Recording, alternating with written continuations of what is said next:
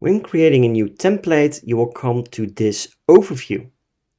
You can select the source chatbot where you want to create a template from. The next step will be to select the type of template. If you want to select a bot template, this means that the entire chatbot will be copied and you can install this onto any other kind of chatbot. If you go with a subflow template, you'll be able to select all the different kinds of flows inside of your chatbot and create a template out of it. So let's say I'm only going with the upper flow. Press next step. And from here you will get a content overview. If you have any template fields, they will display here. And you will have a content overview on the right hand side. You will see the number of steps, the custom user fields, the tags, and the subflow that you selected. If you press next, you will be able to give the template a name. You can give it a description. You can give it a template version. You can give it a cover image. And then you also have 3 different kinds of options.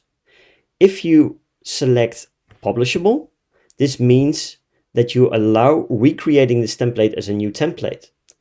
So if you are creating a template for your clients and you install it on the client's page, this allows the client to create a template out of those selected flows.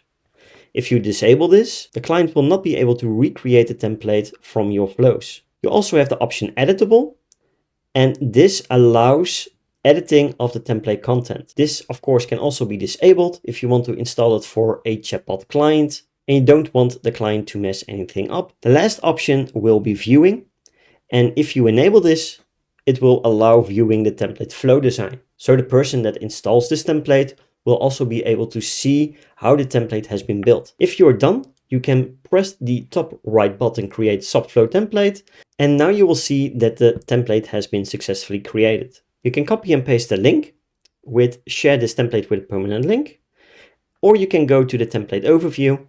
And if you go to the template overview itself, you will be able to give the template more info like an overview, guidelines, and more images.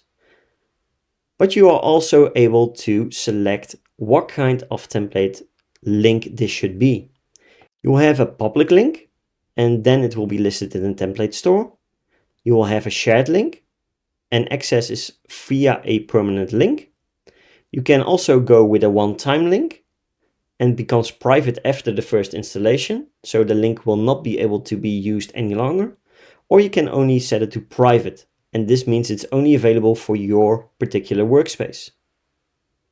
Once done, press the button save, and all your template updates will be saved in real time.